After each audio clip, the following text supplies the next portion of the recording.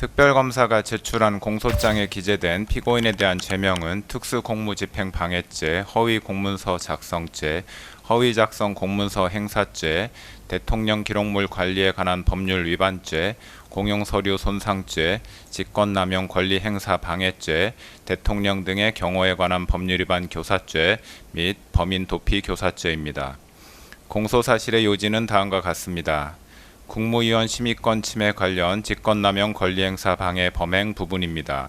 피고인은 2024년 12월 3일 22시경을 기하여 대한민국 전역에 비상계엄을 선포하기에 앞서 같은 날 20시경 국무총리 한덕수, 외교부 장관 조태열, 통일부 장관 김영호, 법무부 장관 박성재, 행정안전부 장관 이상민만을 대통령실로 불러 비상계엄 선포 계획을 알렸습니다.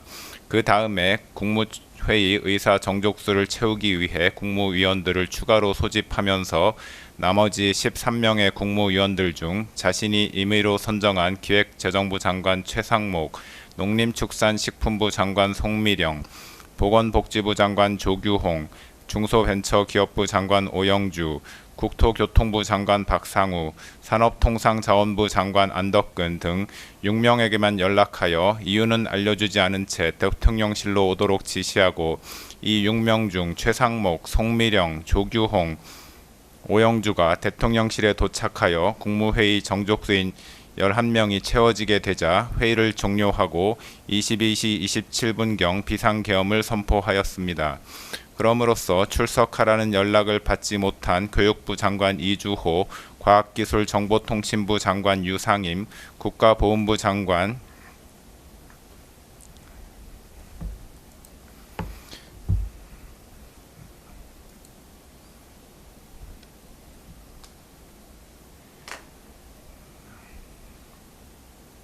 강정애, 문화체육관광부 장관 유인촌, 환경부 장관 김완섭, 고용노동부 장관 김문수, 해양수산부 장관 강도형 등 7명의 국무위원 및 대통령실에 미처 도착하지 못한 박상우, 안덕근 등 2명의 국무위원으로 하여금 국무회의에 출석하여 비상계엄 선포 및 계엄사령관 임명에 관한 심의를 할 수 없도록 함으로써 위 9명의 국무위원들이 국무회의에 출석하여 헌법 질서와 국민의 기본권에 중대한 영향을 미치는 계엄 선포 및 계엄 사령관 임명에 관해 심의할 권리의 행사를 방해하였다는 것입니다.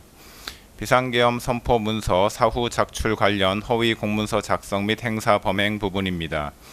2024년 12월 3일 비상계엄 선포를 위해 국무위원 등이 모인 자리에서는 피고인이 국방부 장관 김용현으로부터 비상계엄의 선포를 보고받는 과정에서 국무총리 한덕수를 거치지 아니하였을 뿐만 아니라 피고인의 일방적 비상계엄 선포 후 대통령실 직원이 국무위원들에게 비상계엄 관련 문서에 서명을 요구하였지만 국무위원들이 서명을 거부하여 헌법상 대통령의 국법상 행위에 대한 문서주의 및 부서 제도가 기능하지 못하였습니다.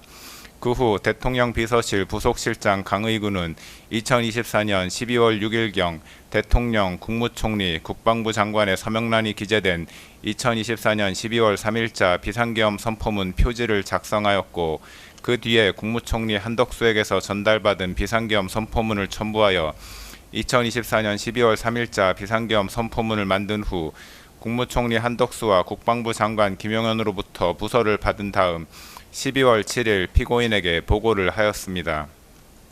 피고인은 이 비상계엄 선포문에 대통령란에 서명을 하여 강의구 부속실장에게 전달하였고 강의구 부속실장은 이 비상계엄 선포문을 대통령 비서실 부속실에 보관하였습니다. 이로써 피고인은 강의구, 한덕수, 김용현과 공모하여 마치 대통령의 국법상 행위인 12월 3일 비상계엄 선포가 국무총리와 국방부 장관이 계엄 선포 전 부서한 문서에 의하여 이루어진 것처럼 보이게 하거나 비상계엄 선포 관련 탄핵 또는 수사 절차 등에 행세할 목적으로 그 직무에 관하여 대통령이 서명하고 국무총리와 국방부 장관이 부서한 2024년 12월 3일자 비상계엄 선포문을 허위로 작성하고 그 무렵 이를 대통령 비서실 부속실에 보관하는 방법으로 행사하였다는 것입니다. 비상계엄 선포문 등 피해기 관련 대통령 기록물 관리에 관한 법률 위반, 공용서류 손상 범행 부분입니다. 피고인이 위와 같이 대통령이 서명하고 국무총리와 국방부 장관이 부서한 2024년 12월 3일자 비상계엄 선포문을 허위로 작성한 후 수사기관의 비상계엄 관련한 사건에 대한 수사가 본격적으로 진행되자 한덕수 국무총리는 12월 8일 강의구 부속실장에게 전화하여 위 문건에 자신이 서명한 것을 없었던 것으로 하자고 하였습니다. 피고인은 2024년 12월 10일경 강의구로부터 위와 같은 한덕수의 말을 보고받자 총리의 뜻이 그렇다면 그렇게 해라 라고 강의구에게 말하여 허위로 작성된 위 2024년 12월 3일자 비상계엄 선포문을 폐기할 것을 승인하였습니다. 이에 강의구가 위 문서를 문서 3단계에 넣어 파쇄하는 방법으로 폐기함으로써 피고인은 한덕수, 강의구와 공모하여 무단으로 대통령 기록물인 동시에 공무소에서 사용하는 서류인 위 비상계엄 선포문을 손상하였다는 것입니다. 비상계엄에 따른 정치적, 사법적 위기 타개를 위한 허위 공보 관련 직권남용 권리행사 방해 범행 부분입니다. 2024년 12월 4일 비상계엄 해제 발표 이후 국회와 언론에서는 피고인의 비상계엄 선포 행위는 실체적, 절차적 요건을 갖추지 못한 것으로 위헌, 위법적 행위에 해당하고 탄핵 사유에 해당한다는 문제 제기가 지속되었고 검찰, 공수처, 경찰 등 수사기관이 피고인과 공범들에 대해 내란죄 등의 수사에 착수하였으며 나아가 야당 의원 191명이 대통령 탄핵 소추안까지 발의하는 상황에 이르는 등 국내외적으로 정치적, 사법적 위기에 처하게 되었습니다. 이에 피고인은 홍보수석실 해외 홍보비서관 겸 외신 대변인을 활용해 외신을 상대로 정당한 목적으로 적법한 절차에 따라 비상계엄을 선포하고 시행한 것처럼 거짓 홍보하여 국내외 부정적 여론을 무마하기로 마음먹고 2024년 12월 4일 오후경 해외 홍보비서관 겸 외신 대변인에게 전화하여 국회의원 과반수의 비상계엄 해제 요구 요건을 알고 있었지만 의원들의 국회 출입을 통제하지 않았다. 국회가 동의 여부를 판단할 수 있도록 국회의원의 본회의장 진입을 막지 않았다. 대통령으로서 헌정 파괴 세력으로부터 자유민주주의 헌법 질서를 지키기 위한 액션은 했지만 합헌적 틀 안에서 행동을 취했다. 현재 국정마비 상황을 일단 타개하고 질서를 회복하기 위한 것이 목표였다. 헌정질서 파괴의 뜻은 추호도 없었다. 라는 내용의 프레스 가이던스 즉 PG를 작성하게 하고 이를 외신들에게 전파하도록 지시하였습니다. 그러나 피고인이 지시한 PG의 내용은 허위의 사실이므로 외신 대변인에게는 피고인의 지시를 따를 의무가 없었는데도 피고인은 대통령실에 대한 지휘 감독 권한을 남용하여 외신 대변인으로 하여금 피고인이 알려준 허위의 사실을 PG로 작성하게 한 후 이를 외신 기자들에게 전달하게 하였고 외교부 부대변인에게도 위 PG를 보내주어 외신 기자들에게 전달하게 하였습니다. 이로써 피고인은 대통령 비서실의 업무를 총괄하고 소속 공무원을 지휘 감독하는 권한을 남용하여 외신 대변인으로 하여금 의무 없는 일을 하게 하였다는 것입니다. 내란 수사 대비 관련 대통령 등의 경호에 관한 법률 위반 교사 범행 부분입니다. 2024년 12월 4일 비상계엄 해제 이후 검찰, 공수처, 경찰 등 수사기관이 내란 등 혐의와 관련하여 피고인과 국군 방첩사령관 여인형, 수도방위사령관 이진우, 육군 특수전사령관 곽종근 등에 대한 수사에 착수하였다는 사실이 대대적으로 언론에 보도되었습니다. 그러자 피고인은 2024년 12월 7일 군 사령관들에게 지급한 비화폰을 관리하는 경호처 차장 김성훈에게 전화하여 경호처의 비화폰 관리 담당자로 하여금 여인형, 이진우, 곽종근이 사용하는 비화폰 단말기의 통화 기록 등 정보를 수사기관이 볼 수 없도록 조치하게 하라고 지시하였습니다. 피고인으로부터 지시를 받은 김성훈은 같은 날 경호처에서 김모 지원본부장에게 전화하여 여인형, 이진우, 곽종근이 사용하는 비화폰 단말기의 통화 기록 등 정보를 수사기관이 볼 수 없게 조치하라고 지시하였습니다. 이로써 여인형 등이 사용하는 비화폰 단말기의 통화 기록 등 정보를 수사기관이 볼 수 없도록 하기 위하여 경호처 차장 김성훈으로 하여금 지원본부장을 상대로 직권을 남용하도록 교사하였다는 것입니다. 2024년 12월 30일자 체포 및 수색영장 등 재판 집행 관련 특수공무집행 방해, 직권남용 권리행사 방해 및 범인 도피 교사 범행 부분입니다. 2024년 12월 4일 비상계엄이 해제된 후 검찰, 공수처, 경찰에서는 내란 혐의와 관련하여 피고인 및 공범자들에 대한 수사에 착수하였습니다. 공수처는 2024년 12월 16일경부터 2024년 12월 26일경까지 피고인에게 출석 요구서를 3회 발송하였으나 피고인은 출석 요구에 응하지 아니하였고 결국 법원은 2024년 12월 30일경 피고인에 대한 체포영장과 수색영장을 발부하였습니다.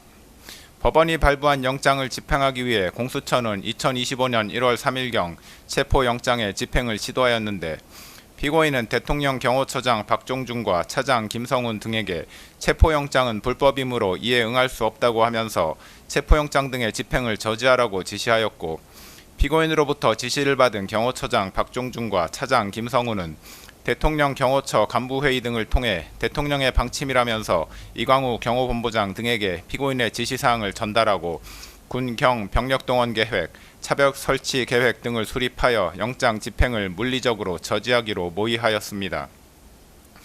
2025년 1월 3일 영장 집행이 개시되자 박종준, 김성훈 등은 대통령 경호처에 배속된 제55 경비단과 제33 군사경찰 경호대에 연락하여 병력 지원을 요청하고 대통령 경호처 소속 공무원 등을 동원하여 공관촌 1정문에서부터 대통령 관저 앞에 이르기까지 대형 버스 등을 차벽으로 설치하여 삼중의 저지선을 구축하고 차벽 주변에 대통령 경호처 소속 공무원 등으로 하여금 인간 스크럼을 짜게 하는 등의 방법으로 영장 집행 담당 공무원 등의 대통령 관저 진입을 저지하고 그 과정에서 공수처 소속 검사, 수사관 등 영장 집행 담당 공무원을 가로막고 붙잡고 밀치는 등의 유형력을 행사하였습니다.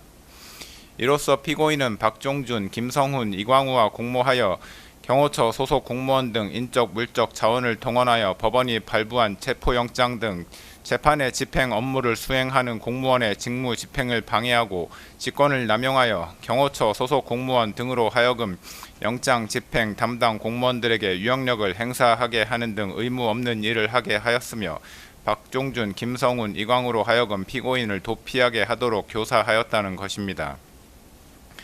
2025년 1월 7일자 체포 및 수색영장 등 재판 집행 관련 직권남용 권리행사 방해 범행 부분입니다. 1차 체포영장의 집행 저지 이후 경호처장 박종준이 2025년 1월 10일경 특수공무집행 방해 등 혐의로 경찰 조사를 받는 과정에서 사직서를 제출하였고 사직서가 수리되어 김성훈 차장이 처장 직무대행직을 맡게 되었습니다. 공수처는 1차 체포영장 등의 집행이 무산된 이후 2025년 1월 7일 피고인에 대한 체포 및 수색영장을 다시 발부받아 2025년 1월 15일 영장 집행을 시도하였습니다. 공수처의 체포영장 등 집행에 응할 수 없다는 피고인의 기조는 경호처장 박종준의 사임으로 처장 직무대행이었던 김성훈과 경호본부장 이광우에게 계속하여 유지되었습니다. 이러한 피고인의 기조에 따라 김성훈, 이광우는 공수처의 체포영장 등 집행을 저지하기 위해 대통령 경호처 소속 공무원 등을 동원하여 공관촌 내 주요 지점에 차벽과 윤형 철조망을 설치하고 인간 스크럼 짜기 훈련을 수차례 실시하였고 경호처 대테러부 소속 직원들에게 총기를 휴대하고 위력 순찰을 실시하도록 하였습니다. 이로써 피고인은 김성훈, 이광우와 공모하여 대통령 경호처장 등의 권한을 남용하여 소속 공무원으로 하여금 2025년 1월 7일자 체포영장 등 재판의 집행을 저지하기 위해 의무 없는 일을 하게 하였다는 것입니다. 개별 공소사실의 인정 여부에 관해 보겠습니다. 국무위원 심의권 침해 관련 직권남용 권리행사 방해 범행 부분입니다. 피고인은 2024년 12월 3일 비상계엄을 선포한 행위와 관련하여 이 법원에 내란 우두머리 혐의로 공소가 제기되어 현재 재판 계속 중인데 피고인이 한 국무회의 소집 행위는 계엄 선포 행위 이전에 이루어진 것으로서 대한민국 헌법 및 관계 법령이 규정하는 계엄 선포에 필요한 사전 절차인 국무회의의 심의를 거치기 위한 것에 불과하므로 별건 내란 우두머리죄 공소사실 기재 행위의 실행에 착수 전 단계에서 행하여졌다고 보는 것이 타당합니다. 따라서 이 부분 공소제기는 이중기소에 해당하지 않습니다. 헌법과 계엄법 등 관계 법령의 문헌과 그 입법 취지 및 대통령의 권한 행사와 관련하여 국무회의의 심의가 갖는 제도적 의의 등을 종합적으로 고려하면 모든 국무위원은 국무회의의 구성원으로 국정을 심의할 권한을 가진다고 판단됩니다. 따라서 대통령이 국무회의를 소집하는 경우 국무위원 전원에게 소집 통지를 하여야 하고 일부 국무위원에게 소집 통지가 결여된 경우에는 해당 국무위원의 심의권이 침해되었다고 보아야 합니다. 피고인은 자신이 임의로 특정한 일부 국무위원들에게만 국무회의 소집 통지를 하였으므로 통지를 받지 못한 교육부 장관, 과학기술정보통신부 장관, 국가보훈부 장관, 문화체육관광부 장관, 환경부 장관, 고용노동부 장관, 해양수산부 장관 이상 7명의 국무위원들의 심의권을 침해하는 행위를 하였다고 판단됩니다. 피고인은 비상계엄의 밀행성과 신속성의 요청에 기인하여 국무위원들 전체에 대한 소집 통지를 하지 못한 것이므로 통상의 국무회의와 달리 계엄 선포와 관련하여 일부 국무위원에게 소집 통지를 하지 못한 것에는 정당한 사유가 있다고 주장하나 헌법과 관계 법령상 긴급한 경우에 그와 같이 소집 통지를 하지 않아도 무방하다는 취지의 예외 규정은 없습니다. 피고인이 주장하는 계엄 선포 사유, 즉 당시 야당이었던 더불어민주당의 다수의 고위공직자에 대한 탄핵 시도 내지 탄핵 소추안의 발의, 국가정보원의 선거관리위원회 시스템 점검 결과 등에 의하여 드러난 부정선거 의혹 해소, 국회의 2025년도 예산안 삭감에 따른 안보 공백 상황 초래 등을 고려하여 보더라도 피고인이 비상계엄 선포 이전에 국무위원 전원에 대한 소집 통지를 하지 못한 것을 정당화할 수 있을 정도로 긴급한 상황 하에 있었다고는 보기 어렵습니다. 피고인이 소집 통지를 한 국무위원과 그렇지 아니한 국무위원 사이에 계엄 선포의 보안 유지 필요성과 관련하여 의미 있는 합리적 차이가 존재한다고도 볼 수 없습니다. 피고인은 계엄 선포 당시 국회 통제 등 물리적 조치를 수반하지 아니한 채 단지 국민들에게 국가 안보 위기 상황, 야당에 의한 국정와비 상황 등의 현황 및 심각성을 알리기 위한 목적에 이른바 메시지 계엄을 선포하려고 한 것이었다고도 주장하는데 피고인의 위와 같은 주장에 따르더라도 국무위원 전원에게 소집 통지를 하지 못할 정도로 긴급성과 밀행성이 요구되는 상황이 존재하였다고 보기 어렵습니다. 오히려 비상계엄과 같은 국가 긴급권을 행사할 경우 국가의 각 분야에 있어 비상 상황을 초래할 수 있고 다양한 분야에서 국민의 기본권을 침해할 소지가 있으므로 국가 긴급권 행사의 오남용에 따른 피해를 미연에 방지하기 위해 국정 각 분야의 보좌 및 심의를 담당하고 있는 국무위원 모두에게 국무회의의 소집을 통지할 필요성은 더욱 크다고 할 것입니다. 결국 피고인이 교육부 장관, 과학기술정보통신부 장관 등 7명의 국무위원들에 대한 국무회의 소집 통지를 하지 않아 해당 국무위원들이 국무회의에 참석하지 못하도록 한 행위는 직권을 남용하여 위 각 국무위원의 심의권을 침해한 행위에 해당하고 이에 관한 피고인의 고의 역시 인정된다고 할 것이므로 이 부분 직권 남용 권리 행사 방해죄는 유죄로 인정됩니다. 다만 피고인이 이와 같이 국무위원 7명에 대하여 국무회의 소집 통지를 하지 않았던 것과 달리 기획재정부 장관, 농림축산식품부 장관, 보건복지부 장관, 중소벤처기업부 장관, 국토교통부 장관, 산업통상자원부 장관 이상 6명의 국무위원에게는 대통령실로 오도록 연락함으로써 소집 통지를 하였는데 그중 대통령실에 늦게 도착한 국토교통부 장관과 산업통상자원부 장관은 국무회의에 참석하지 못하였습니다. 그런데 정부 조직법, 국무회의 규정 등 관계 변명에 의하더라도 국무회의 소집 통지에 관하여 그 통지의 구체적인 내용이나 방식 등을 제한하는 규정은 찾아볼 수 없고 소집 통지를 한 국무위원 전원이 국무회의에 실제로 참석할 때까지 국무회의를 개최할 수 없다는 규정 역시 존재하지 않습니다. 따라서 대통령인 피고인이 국무회의의 안건인 비상계엄의 선포가 가지는 긴급성과 보안성을 고려하여 국무위원들에게 국무회의 개최 여부나 안건에 관한 언급 없이 단지 대통령실로 오도록 하는 방식으로 소집 통지를 하였다거나 소집 통지를 한 국무위원들이 모두 도착하기도 전에 의사정족수에 해당하는 국무위원들이 출석한 즉시 국무회의를 개최하였다고 하더라도 미처 출석하지 못한 국무위원들에 대하여 그 심의권을 침해할 고의가 있었다거나 국무회의의 소집 및 개최와 관련하여 관계 변명을 위반하였다고 단정하기 어렵습니다. 그렇다면 이 부분 공소사실 중 국토교통부 장관과 산업통상자원부 장관의 2명에 대한 공소사실은 범죄 증명이 없는 경우에 해당하여 무죄라고 할 것입니다. 다만 이 무죄 부분 공소사실은 그와 상상적 경합 관계에 있는 교육부 장관, 과학기술부, 정보통신부 장관 등 7명의 국무위원에 대한 심의권 침해 관련 각 직권남용 권리 행사 방해죄를 유죄로 인정하는 이상 따로 주문해서 무죄를 선고할 것은 아닙니다. 사후부서 관련 허위 공문서 작성 및 행사, 대통령 기록물 관리에 관한 법률 위반, 공용 서류 손상 범행 부분입니다. 이 부분 공소사실에 기재된 강희구 대통령실 부속실장이 작성한 문서는 비상계엄 선포라는 제목 아래에 2024년 12월 3일 22시 00분 부로 비상계엄을 선포한다는 내용이 기재되어 있고 그 밑에 대통령의 서명, 작성일자 2024년 12월 3일 국무총리와 국방부 장관의 부서로 구성되어 있습니다. 문서의 기재 형식과 내용에 비추어 보면 이 문서는 작성 권한 있는 공무원인 피고인이 서명의 방식으로 결재함으로써 성립된 문서에 해당합니다. 또한 이 문서는 2024년 12월 3일 비상계엄 선포 전에 일부 국무위원들에게 배포되었던 부서문이 첨부되지 않은 비상계엄 선포문과는 별개의 독립된 역할과 성격을 가진 문서로서 비상계엄 선포문과 함께 계엄 선포와 관련하여 작성되는 문서에 해당한다고 판단됩니다. 이러한 문서의 기재 형식과 내용, 과거 비상계엄 선포와 관련하여 작성되었던 문서와의 형식적, 내용적 유사성, 관련자들의 진술 내용 등을 종합하여 보면 강기구 부속실장은 12.3 비상계엄이 헌법 제82조에서 정한 비상계엄 선포를 위한 절차적 요건을 갖추었다는 점을 증명하기 위하여 문서를 기한하였고, 피고인 스스로도 이 문서가 비상계엄 선포에 관하여 국무총리와 관계 국무위원회 부서를 받은 문서라는 점을 인식하면서 문서에 서명하였다고 할 것이므로 위 문서는 피고인이 그 직무에 관하여 작성한 공문서라고 보는 것이 타당합니다. 그런데 이 문서는 실제로 2024년 12월 6일에 양식이 작성되어 12월 7일에 피고인의 서명이 이루어졌는데도 불구하고 그 내용은 마치 2024년 12월 3일 작성되어 대통령 및 관계 국무위원회 서명이 이루어진 것처럼 기재되어 있으므로 그 자체만으로도 이미 허위의 공문서에 해당합니다.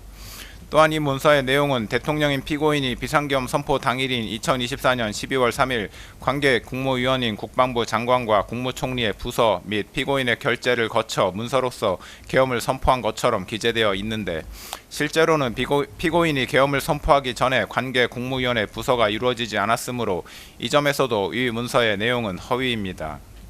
피고인은 강기구 부속실장이 가져온 위 문서를 보고 서명을 하였고, 서명 당시 문서에 기재된 작성 및 결재 일자와 실제 작성 및 결재 일자가 상이하다는 점 및 계엄 선포 전에 관계 국무위원회 부서가 이루어지지 않았는데도 불구하고 위 문서에 마치 계엄 선포 전에 국방부 장관과 국무총리의 부서가 이루어진 것처럼 기재되어 있다는 점을 명확히 인지하면서 문서에 서명하였으므로 허위 공문서 작성죄 고의가 있었다고 충분히 인정됩니다. 또한 피고인은 향후 비상계엄 선포 요건이 문제가 될 경우 등에 대비하여 비상계엄에 관하여 헌법 제82조에서 정한 문서 주의 및 부서제도 요건을 갖추었다는 점을 증명하기 위한 문서로 사용할 목적으로 위 문서에 서명하였다고 보이므로 문서를 행사할 목적도 있었다고 인정됩니다. 결국 피고인에 대한 허위 공문서 작성죄 공소사실은 유죄로 인정됩니다. 허위 작성 공문서 행사죄에 관하여 봅니다.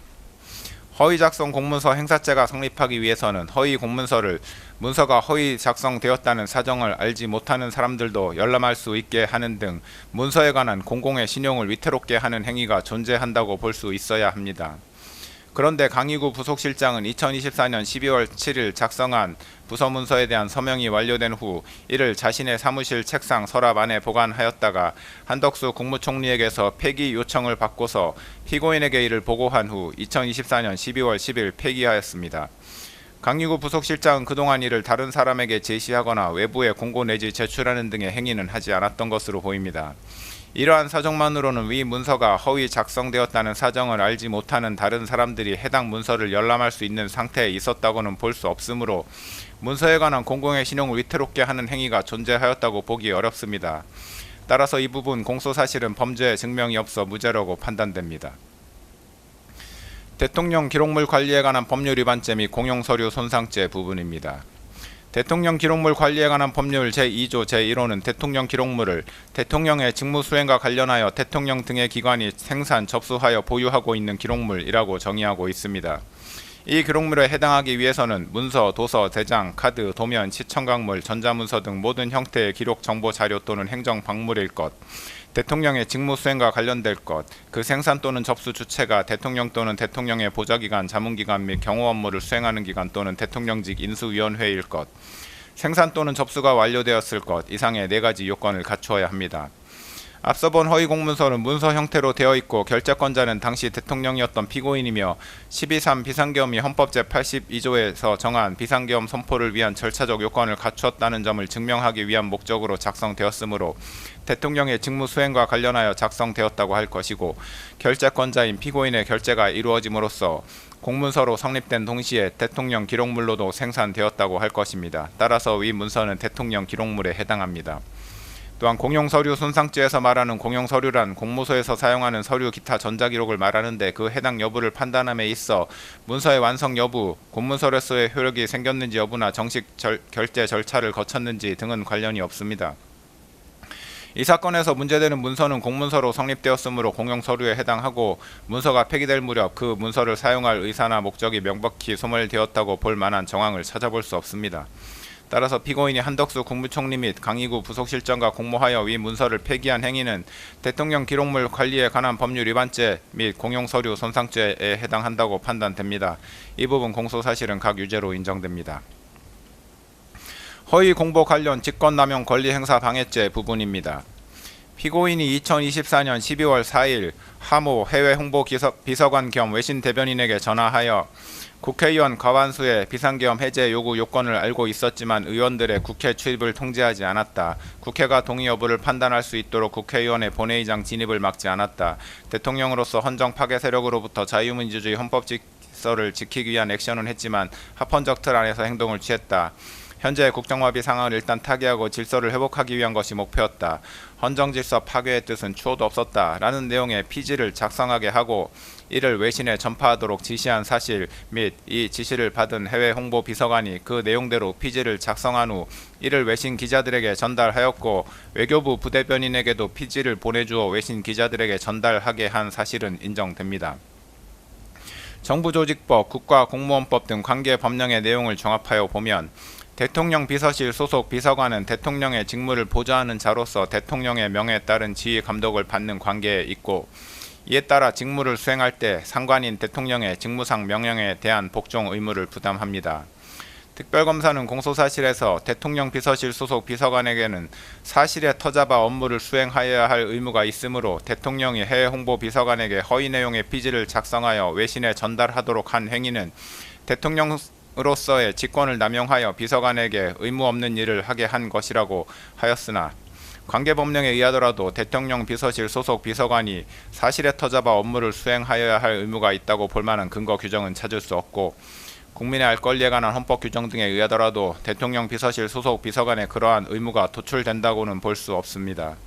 대통령실 대변인이 전파하는 피지는 국정 현안에 관한 대통령실의 입장을 표명하거나 홍보하는 것으로서 피지의 내용이 언론에 보도되는 경우에도 대통령실의 입장 표명임을 표시하게 될 뿐만 아니라 동시에 해당 국정 현안에 관한 다른 언론 기사들도 보도되는 것이 통상적이라 할 것이므로 피지의 내용의 일부 사실관계에 부합하지 않는 내용이 포함된다고 하여 국민들의 알 권리가 침해된다고 보기도 어렵습니다.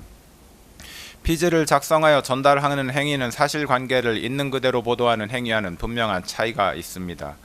대통령의 명령에 따라 피지를 작성 및 전파하는 해외 홍보 비서관으로서는 특정 현안에 관한 대통령의 입장을 가능한 한 신속하고 정확하게 작성하여 외신 등에 전달하여야 할 의무를 부담할 뿐 대통령이 전달을 요청한 입장 내용 중 사실관계에 관한 내용이 있는지 여부를 가려내거나 사실관계와 일치하지 않는 내용이 있는지 여부까지 판단할 권한 또는 의무가 있다고 볼 수 없습니다. 결국 이 사건에서 피고인의 피지 전파 지시를 받은 해외 홍보 비서관에게 피지의 내용이 허위인지 여부를 판단하여 그 내용을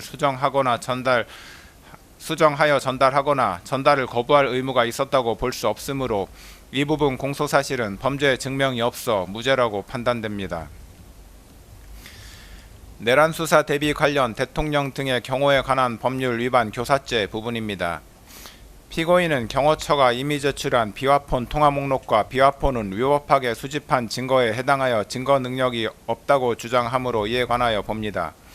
비화폰과 비화폰 통화 목록은 일반인에게 알려지지 아니한 것으로서 그 내용이 누설되면 국가 안전 보장에 명백한 위험을 초래할 우려가 있다는 점에서 군사기밀보호법에서 정하는 군사기밀에 해당함은 분명하고 피고인이 사용한 비화폰과 피고인의 비화폰 통화 목록은 대통령이 업무와 관련하여 생산한 기록정보, 자료 내지 물품이라고 볼 수 있으므로 대통령 기록물법에서 정하는 대통령 기록물에 해당합니다. 그런데 군사기밀보호법은 수사기관의 군사기밀에 대한 압수수색 검증 자체를 제한하고 있지는 않고 압수된 군사기밀의 사후 처리와 관련된 내용만을 정하고 있을 뿐입니다. 대통령 기록물법 역시 수사기관의 대통령 기록물에 대한 압수수색 검증 자체를 제한하고 있지 않으며 압수된 대통령 기록물의 사후 처리와 관련된 내용도 정하고 있지 않습니다. 그렇다면 수사기관이 적법하게 발부받은 법원의 압수수색 검증 영장에 따라 군사기밀과 대통령 기록물을 압수하는 것이 군사기밀보호법과 대통령 기록물법에 위반된다고 볼 수는 없습니다.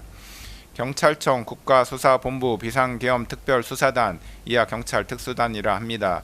은 2025년 4월 9일 서울 서부지방법원 판사에게서 적법하게 압수수색 검증 영장을 발부받아 경호처와 협의를 거친 후 경호처가 소유, 소지 또는 관리하는 비아폰 및 비아폰 통화 목록을 압수하였고 압수 이후 군사기밀보호법에서 정한 군사기밀의 사후관리 규정을 위반하였다는 사정도 보이지 아니하므로 경호처가 경찰 특수단에 이미 제출한 비아폰 및 비아폰 통화 목록은 위법하게 수집된 증거에 해당하지 않습니다. 김성훈 경호처 차장의 직권남용에 관하여 봅니다. 국방부는 2024년 12월 6일 곽종근 특수전사령관, 이진우 수도방위 사령관, 여인영 방첩사령관에 대하여 직무정지 처분을 하였는데 경호처장이 위 군사령관들에 대한 암호자재 취급 인가를 해제하지는 않았으므로 군사령관들에 대한 암호자재 취급 인가 자체는 여전히 유효하였다고 보입니다. 따라서 직무정지된 군사령관들이 곧바로 경호처의 비아폰을 반납하지 아니하였다고 하여 그 자체가 보안사고에 해당한다고 해석할 수는 없습니다. 김성훈 차장은 피고인과 군사령관들에 대한 수사가 본격적으로 시작되자 비아폰이 수사기관에 압수될 경우 피고인과 군사령관들 사이의 통화 기록이 확인될 것을 염려한 나머지 보안사고에 해당한다고 하면서 김모 지원본부장에게 비아폰 내 통화 기록 삭제 및 수사기관이 비아폰을 열어보지 못하도록 하는 조치를 할 것을 지시하였습니다. 김성훈 차장의 이러한 지시는 내란 우두머리 혐의 등으로 수사를 받고 있던 피고인의 사적 이익을 추구할 목적에서 이루어졌고 더욱이 지원본부장으로부터 그러한 조치가 증거인멸에 해당할 수 있다는 점을 여러 차례 보고받았으면서도 보안 조치를 종용하였는데 이는 수사기관의 적법한 수사활동을 방해하는 것입니다. 따라서 김성훈 차장은 국가공무원으로서 업무를 수행함에 있어 법령을 준수하여야 할 의무를 위반하였다고 판단됩니다. 김성훈 차장의 지시에도 불구하고 지원본부장은 비아폰에 저장된 통화 기록을 삭제하거나 원격 로그아웃 조치를 하지 아니하여 수사기관이 비아폰을 열어보지 못하게 하는 등 구체적인 권리행사 방해의 결과가 발생하지는 않았습니다.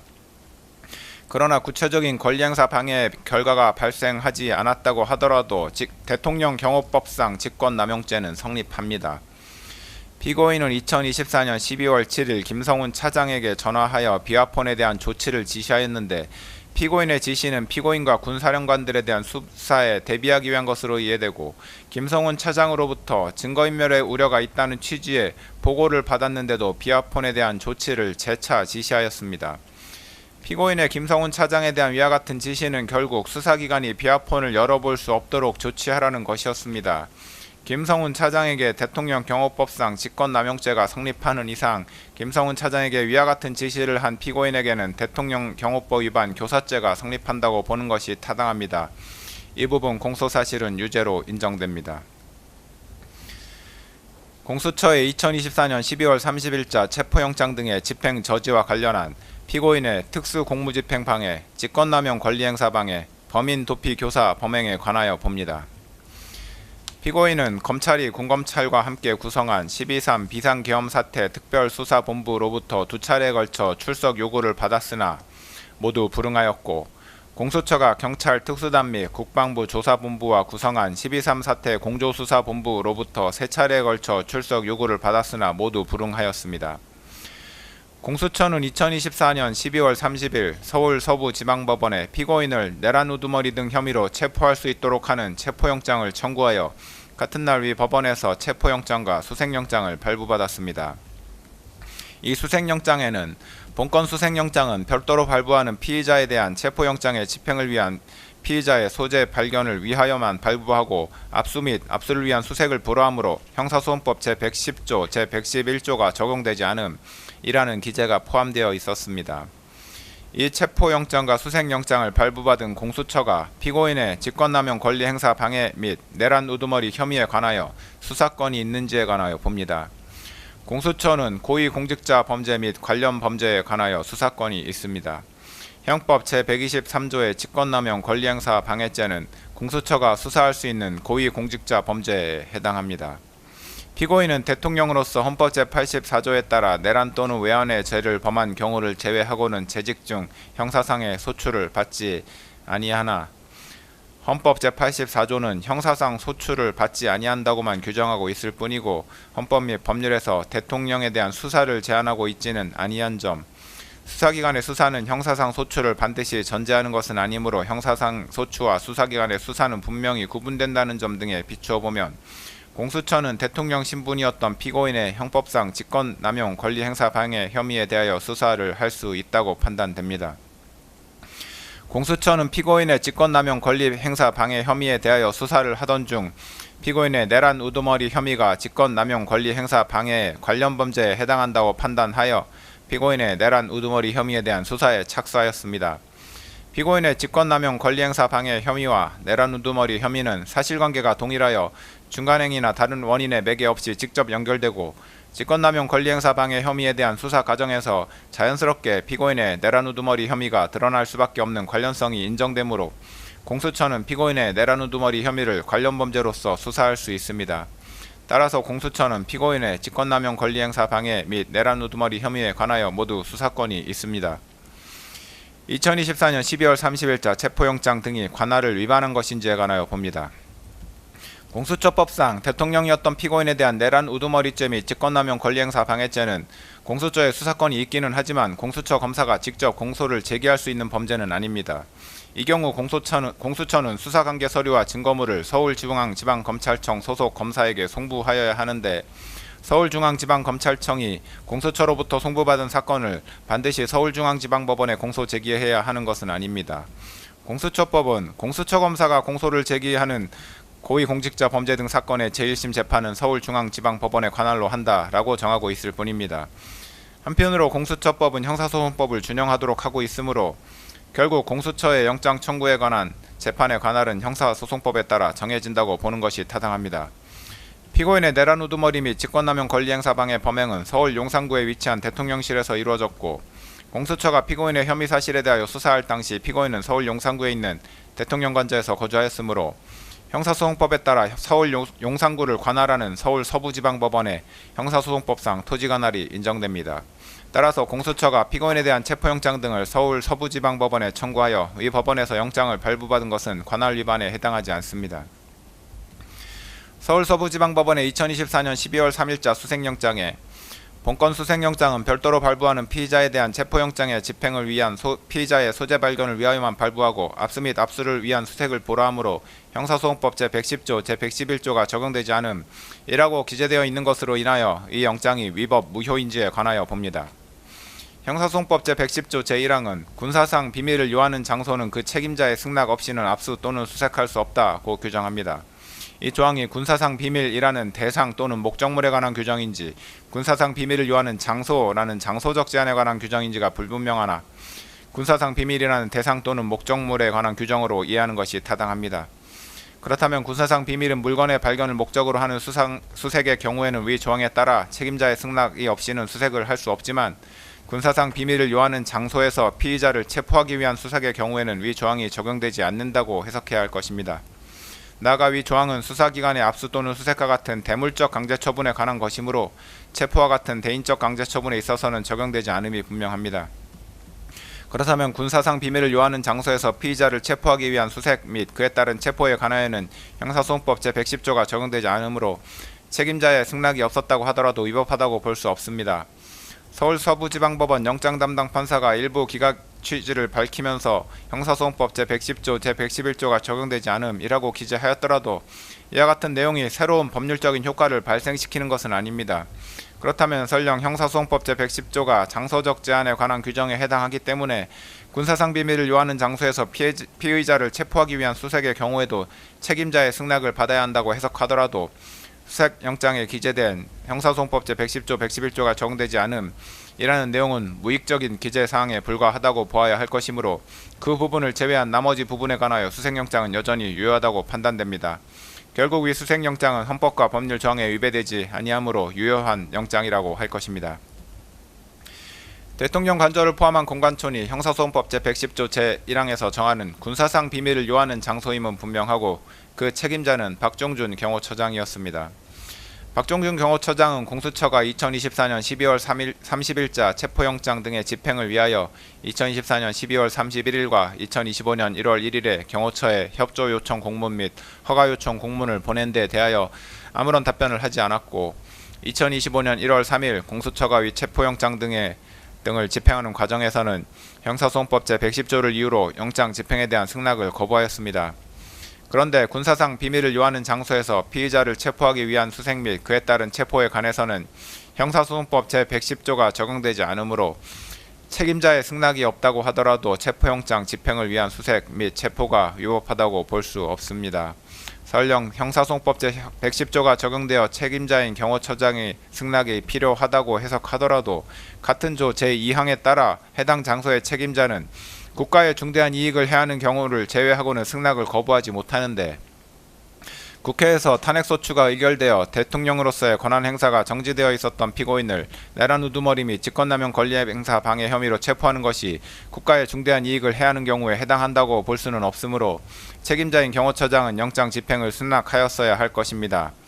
따라서 경호처장의 수색영장 집행 승낙 거부는 형사소송법 제110조 제2항을 위반한 것으로 그 효력이 없다고 보아야 하므로 어떻게 보더라도 공수처가 경호처장의 승낙 없이 2024년 12월 30일자 체포영장 등의 집행에 나아간 것은 적법합니다.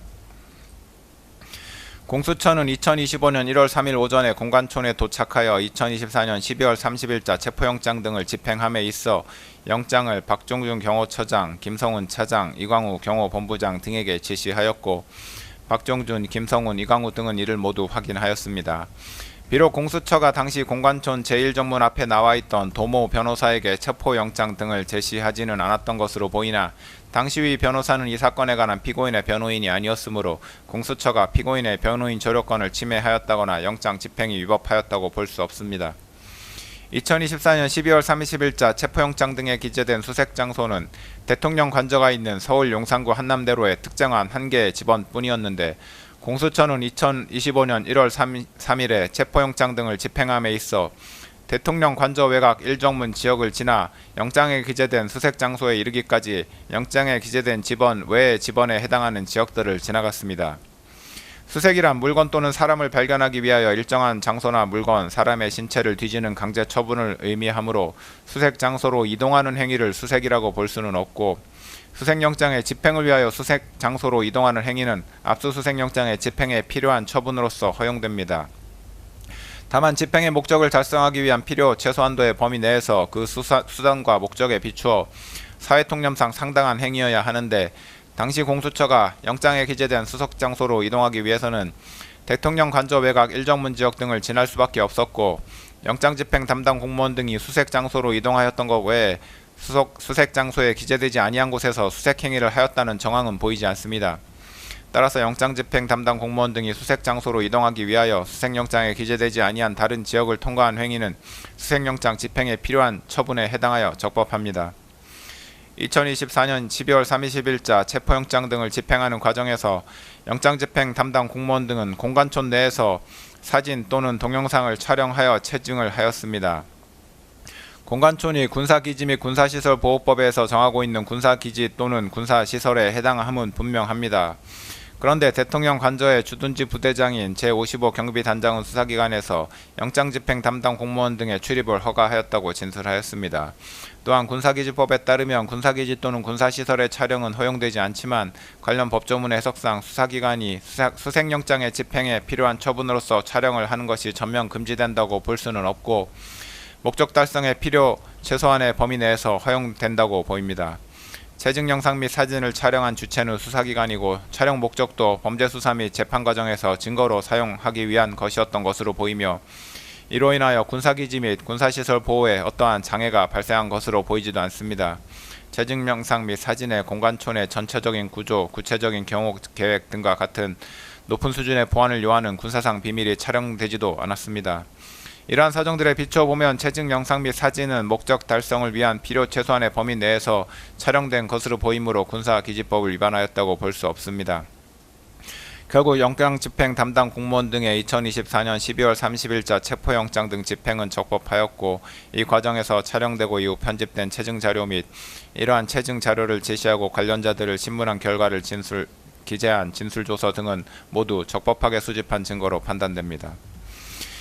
2024년 12월 30일자 체포영장 집행 전에 박종준 경호처장은 김성훈 차장, 경호처 각 본부장, 경찰관리관, 군사관리관 등과 함께 간부회의를 하면서 체포영장 등의 집행에 응할 수 없다는 방침을 밝혔고, 김성훈 차장, 이광우 경호본부장 등과 함께 관저지역 침투에 대비하여 1, 2, 3차에 걸쳐 차벽을 설치한다는 내용의 차벽 설치 계획을 수립하고 차벽을 설치하였으며, 제55 경비단, 제33 군사경찰 경호대 병력을 동원하라는 지시를 하였습니다.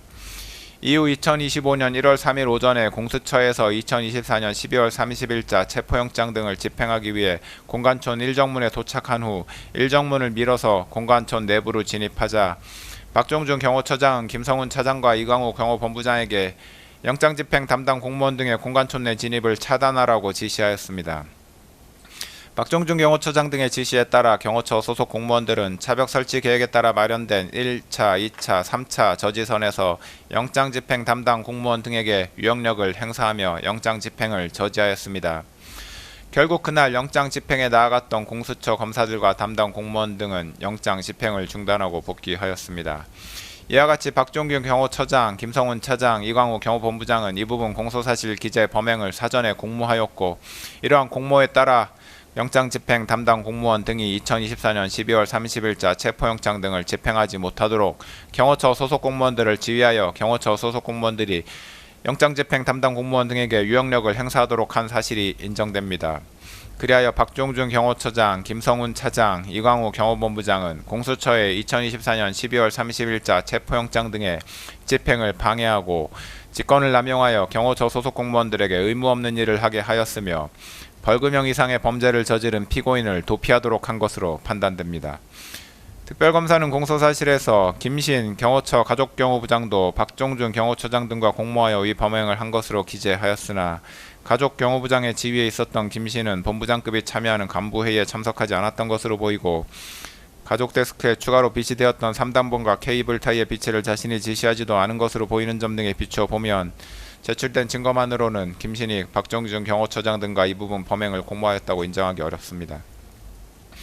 피고인은 2024년 12월 3일 비상계엄을 선포하고 그 다음날 비상계엄을 해제한 이후 공수처, 경찰청 국가수사본부, 검찰 등 수사기관이 대통령 관저에 대한 압수수색을 할 것을 염려하여 2024년 12월 8일 국방부 장관 공간에 대한 경찰 특수단의 압수수색영장 집행 당시 김성훈에게 압수수색에 응하지 말라고 지시하고, 경찰 특수단 소속 수사관이 국방부 장관 공간에 출입한 사실을 보고받아 알게 되자 박종준 경호처장을 크게 질책하였습니다. 피고인은 비상계엄 해제 이후부터 줄곧 자신에 대한 수사기관의 수사에 불만을 가지면서 수사에 협조할 의사가 없음을 박종준 경호처장, 김성훈 차장 등에게 여러 차례 밝혔고, 이러한 피고인의 입장은 공수처의 2024년 12월 30일자 영장집행 당시에도 유지되었습니다. 박종준 처장과 김성훈 차장은 이와 같은 피고인의 언급을 체포영장 등에 대한 불응지시로 받아들였고, 체포영장 집행에 대비하여 차벽 설치, 인력동원 등 구체적인 계획을 수립하였습니다.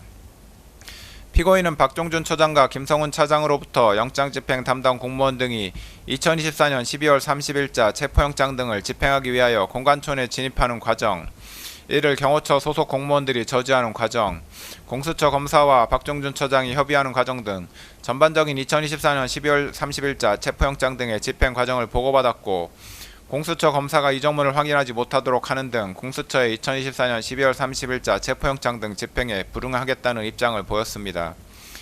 피고인이 2014년 12월 12일부터 국회 탄핵소추 의결로 인하여 권한 행사가 정지되었기 때문에 그때부터 2025년 1월 3일까지 대통령으로서 직무 권한을 가지지 못하였음은 분명하나, 이 부분 공소사실은 피고인이 박종준 경호처장, 김성훈 차장, 이광우 경호본부장과 공모하여 그들의 직권을 남용하여 경호처 소속 공무원으로 하여금 의무 없는 일을 하게 하였다는 것이고, 형법 제33조 본문에 따라 신분범의 경우 비신분자와 공범이 될 수 있으므로 피고인에 대해서 직권남용 권리행사 방해죄 공모 공동 정범이 충분히 성립합니다. 따라서 피고인에 대한 이 부분 특수공무집행 방해죄, 직권남용 권리행사 방해죄, 범인도피 교사죄의 공소사실은 모두 유죄로 인정됩니다. 2025년 1월 7일자 체포영장 등의 집행과 관련한 피고인의 직권남용 권리행사 방해 범행에 관하여 봅니다. 공수처는 2024년 12월 30일자 체포영장 등의 유효기간이 만료되자 2025년 1월 6일 서울 서부지방법원에 피고인에 대한 체포 및 수색영장을 다시 청구하여 1월 7일에 이를 발부받았습니다. 이후 공수처는 2025년 1월 15일에 이 체포영장 등을 집행하였습니다. 2025년 1월 7일자 체포영장 등을 집행하는 과정에서도 영장집행 담당 공무원 등은 사진 또는 동영상을 촬영하여 체증을 하였는데 앞서 본 바와 같은 이유로 이러한 체증 영상 및 이를 제시하고 관련자들을 신문한 결과를 기재한 진술조서 등도 위법하게 수집된 증거에 해당하지 않습니다. 공수처는 2025년 1월 7일자 체포영장을 집행함에 있어서 당시 박종준 경호처장의 사직으로 인하여 경호처장 직무 대리로서 책임자의 지위에 있었던 김성훈 차장의 영장 집행에 관한 승낙을 받지 아니하였고 영장 집행을 위하여 영장에 기재된 수색장소 이외의 지역들을 통과하였는데 앞서 본 바와 같은 이유로 이러한 사정들로 인하여 영장 집행이 위법하였다고 볼 수는 없습니다.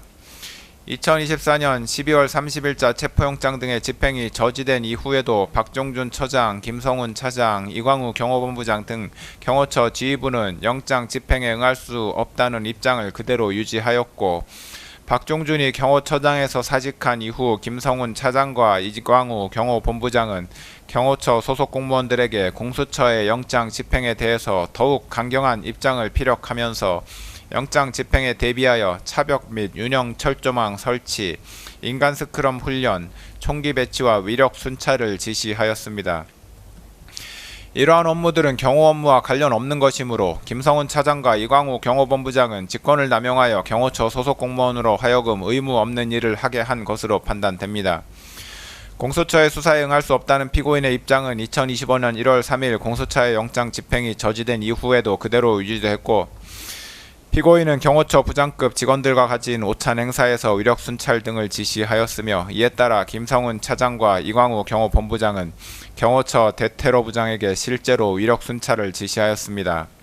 그리하여 피고인이 김성훈 차장, 이광우 경호본부장과 공모하여 경호처 소속 공무원들에 대해 의무 없는 일을 하게 한 사실도 인정됩니다. 이 부분 피고인에 대한 직권 남용 권리 행사 방해 공소 사실도 유죄로 인정됩니다. 이상에서 본 바와 같이 공소사실 중 국무위원들의 심의권 침해 관련 직권남용 권리행사 방해죄 중 소집 통지를 받지 못했던 국무위원 7인에 대한 부분, 허위공문서 작성죄, 대통령 기록물 관리에 관한 법률 위반죄, 공용서류 손상죄, 대통령 등의 경호에 관한 법률 위반 교사죄, 특수공무집행 방해죄, 1차 체포 및 수색영장 집행 저지 관련 직권남용 권리행사 방해죄 및 2차 체포 및 수색영장 집행 저지 관련 직권남용 권리행사 방해죄, 범인도피 교사죄는 각 유죄로 인정되고 국무위원들의 심의권 침해 관련 직권남용 권리행사 방해죄 중 소집 통지를 받았으나 미처 출석하지 못한 국무위원 2인에 대한 부분, 허위 작성 공문서 행사죄, 허위 공보 관련 직권남용 권리행사 방해죄는 각 무죄로 판단됩니다. 유죄로 인정된 부분에 관한 양형의 이유를 보겠습니다. 유죄로 인정된 범죄들은 일부 상상적 경합범 관계 및 실체적 경합범 관계에 있으므로 형법과 관련 법률에 따라 법률상 처단형의 범위를 산정하면 피고인에 대하여 징역 1개월 이상, 징역 11년 3개월 이하의 형을 선고할 수 있습니다. 그중 양형 기준이 설정되어 있는 범죄인 특수공무집행 방해죄, 공용서류 손상죄, 허위 공문서 작성죄에 관한 권고 형량의 범위를 봅니다. 이 사건 특수공무집행 방해죄는 제1유형인 공무집행방해, 직무강요에 해당하고 가중요소에 해당하는 특별가중요소로서 비난할 만한 범행동기, 단체 다중의 위력을 보이거나 위험한 물건을 휴대한 경우, 공무방해 정도가 중한 경우가 있으므로 특별 조정된 가중 영역에 해당하여 권고형의 범위는 징역 1년에서 6년이 됩니다. 공용서류 손상죄는 제1유형인 공용물 무효에 해당하고 특별 양형인자는 없으므로 기본 영역에 해당하여 권고형의 범위는 징역 6개월에서 1년 6개월이 됩니다. 허위공문서 작성죄는 제1유형인 소극적 목적에 해당하고 특별 양형인자는 없으므로 기본 영역에 해당하여 권고형의 범위는 징역 4개월에서 10개월이 됩니다. 이에 대하여 다수범죄 처리 기준에 따른 권고형의 범위를 산출하면 징역 1년에서 징역 11년 3개월까지가 됩니다. 구체적인 양형 이유에 관하여 봅니다. 국가긴급권의 행사인 계엄 선포는 전 국가적 혼란을 초래하고 국민의 기본권을 다각도에서 침해할 위험성이 매우 크다 할 것이므로 국가적 위기 상황을 타개하기 위한 다른 수단과 방법이 없는 지극히 예외적인 경우에 한하여 이루어져야 합니다. 대한민국 헌법 및 계엄법에서 계엄 선포에 관하여 국무회의의 심의를 특별히 명시하고 있는 것 역시 이와 같은 위험성을 가진 대통령의 국가긴급권 행사 권한의 온암용을 막고 그 독단을 견제하기 위함이므로 대통령으로서는 계엄 선포 여부를 결정함에 있어 평시에 국가 현안에 관한 국무회의에 있어서보다 국무위원 전원의 의견을 더욱 경청하고 신중을 기하였어야 합니다. 그런데 피고인은 12.3 비상계엄 선포에 관하여 전례 없이 자신이 특정한 일부의 국무위원들에게만 국무회의 소집을 통지하여 국무회의를 개최함으로써 헌법과 계엄법의 규정을 정면으로 위반하여 통지를 받지 못한 국무위원들의 심의권을 침해하였습니다. 피고인은 이에 그치지 않고 더 나아가 계엄 선포에 관하여 헌법에서 정한 국무총리 및 관계 국무위원회 사전 부서가 적법하게 이루어진 것처럼 허위로 문서를 작성하는 데 가담하였고 이후 대통령 기록물이자 공용서류에 해당하는 이 문서를 적법한 절차에 의하지 않고 임의로 폐기하였습니다. 피고인은 대통령으로서 누구보다 헌법을 소화하고 법질서를 준수할 의무가 있는데도 도리어 헌법과 관련 법령에서 대통령의 독단과 권력의 남용을 방지하기 위하여 규정한 절차적 요건을 경시하는 태도를 보였으므로 이는 비난받아 마땅합니다. 한편 피고인은 대통령으로서 법질서를 존중할 의무를 부담하는데도 이를 저버린 채 비상계엄 선포와 관련한 범죄 혐의로 수사를 받는 과정에서 경호처 소속 공무원들을 이용하여 자신에 대한 수사기관의 적법한 영장 집행을 저지하거나 증거인멸을 시도하였습니다. 특히 피고인은 자신이 대통령으로서 가지는 막강한 영향력을 남용하여 경호처 소속 공무원들로 하여금 적법한 영장 집행을 저지하게 하였는데 이는 일신의 안위와 사적인 이익을 위하여 대한민국에 충성하는 경호처 소속 공무원들을 사실상 사병화한 것입니다. 이와 같은 공무집행 방해 범행은 정당한 공권력 행사를 무력화시키고 국가의 법질서 기능을 저해하는 중대한 범죄에 해당하는 점, 피고인이 범행에 이르게 된 경위, 구체적인 범행 내용 등에 비춰 보면 피고인의 죄질이 매우 좋지 아니합니다. 그런데도 피고인은 이 사건 범행에 관하여 납득하기 어려운 변명으로 일관하면서 자신의 잘못을 반성하는 태도를 전혀 보이고 있지 아니합니다. 이와 같은 점들에다가 당시 대통령이었던 피고인의 이 사건 범행으로 인하여 훼손된 법치주의를 바로 세울 필요성이 있는 점 등을 더하여 볼 때 피고인에게는 그 죄책에 상응하는 엄중한 처벌이 필요합니다.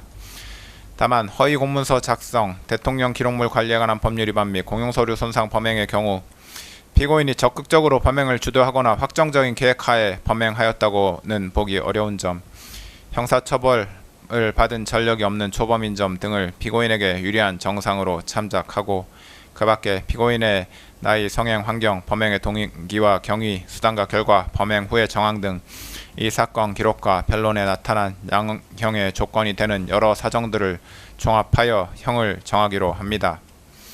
이상의 이유로 다음과 같이 판결을 선고합니다. 피고인 일어서십시오. 주문. 피고인을 징역 5년에 처한다. 이 사건 공소사실 중 허위 작성 공문서 행사의 점 및 허위 공보 관련 직권남용 권리 행사 방해의 점은 각 무죄. 피고인은 이 판결에 불복이 있으면 오늘부터 7일 이내에 이 법원에 항소장을 제출하여 항소할 수 있습니다. 이상으로 판결 선고를 마쳤습니다. 피고인은 퇴정하십시오.